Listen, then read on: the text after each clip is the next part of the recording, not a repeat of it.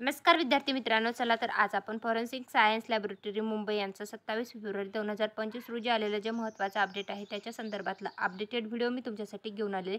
तात्पुरत्या निवड यादीतील उमेदवारांना दस्तऐवज पडताळणीबाबत आलेल्या महत्त्वाच्या सूचना ज्या आहेत त्याच्या संदर्भातलं आलेलं हे महत्त्वाचं अपडेट आहे. न्यायसहाय्य वैज्ञानिक प्रयोगशाळा संचालनालयाच्या संकेतस्थळावर प्रसिद्ध करण्यात आलेल्या निवड सूचित नमूद उमेदवारांच्या कागदपत्र प्रमाणपत्र पडताळणीबाबत आलेलं हे महत्त्वाचं अपडेट आहे. न्यायसहाय्य वैज्ञानिक प्रयोगशाळा संचालनालयाच्या स्थापनेवर सरसेवा भरतीमध्ये गट क संवर्गाची TCS द्वारे जे आहे ते 19/9/2024 ते 20/9/2024 23/9/2024 या कालावधीमध्ये पदभरती घेण्यात आलेली आहे. ऑनलाईन पद्धतीने याच्यासाठी घेण्यात आलेल्या परीक्षेचे गुणानुक्रमानुसार समांतर आरक्षण तसेच समान गुण मिळवलेल्या उमेदवारांची प्राधान्य क्रमवारी विचारात घेऊन गुणानुक्रमे तात्पुरती निवड सूची प्रत्यक्ष यादीसह संचालनालयाच्या संकेतस्थळावर 27 फेब्रुवारी 2025 रोजी प्रसिद्ध करण्यात आलेली आहे. तर त्याच्या संदर्भातलं हे संपूर्ण अपडेट आहे. तर तुम्ही बघू शकता याच्यामध्ये जे आहे संवर्ग देण्यात आले, दस्तऐवज पडताळणी म्हणजे डॉक्युमेंट व्हेरिफिकेशनचे वेळ आणि दिनांक देण्यात आले आणि स्थळ देण्यात आलेले आहे.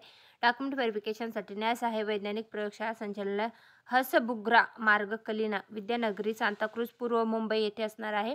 तर वैज्ञानिक सहाय्यक गट क पदासाठीची डॉक्युमेंट व्हेरिफिकेशन वैज्ञानिक सहाय्यक मानसशास्त्र गट क, वरिष्ठ लिपिक भांडार गट क आणि व्यवस्थापक उपगृह गट क, वरिष्ठ प्रयोगशाळा सहाय्यक यासाठीचं जे डॉक्युमेंट व्हेरिफिकेशन असणार आहे 10 मार्च 2025 रोजी असणार आहे.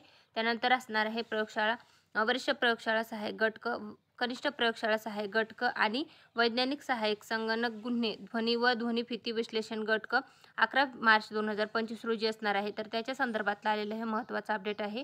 तर त्याच्या संदर्भातला हा संपूर्ण अपडेटेड व्हिडिओ होता. डॉक्युमेंट व्हेरिफिकेशनसाठी जाताना तुम्हाला डॉक्युमेंट कुठले लागणार आहेत त्याच्यासोबत शैक्षणिक पुरावा, वयाचा दाखला जे आहे जन्म दाखला किंवा 10वीचा शाळा सोडल्याचा दाखला, आर्थिकदृष्ट्या दुर्बल घटकातून असेल तर त्याचा पुरावा, राखीव प्रवर्गातून असेल तर निवड झालेल्या उमेदवारांना त्याचा पुरावा म्हणजे जात प्रमाणपत्र किंवा जात वैधता प्रमाणपत्र, नॉन क्रिमिलियर प्रमाणपत्र, पात्र दिव्यांग असेल तर त्याच्या संदर्भातलं प्रमाणपत्र, माजी सैनिक असेल त्याचं प्रमाणपत्र, खेळाडू असेल तर त्याचं प्रमाणपत्र, अनाथासाठीचं प्रमाणपत्र, महाराष्ट्र राज्याचं अधिवास प्रमाणपत्र, त्यानंतर जे आहे मराठी भाषेचे ज्ञान असणं आवश्यक आहे, लहान कुटुंबाचं प्रमाणपत्र, MSc-ITचं प्रमाणपत्र, टंकलेखन प्रमाणपत्र हे संपूर्ण डॉक्युमेंट जे आहेत तुम्हाला डॉक्युमेंट व्हेरिफिकेशनसाठी जाताना लागणार आहे.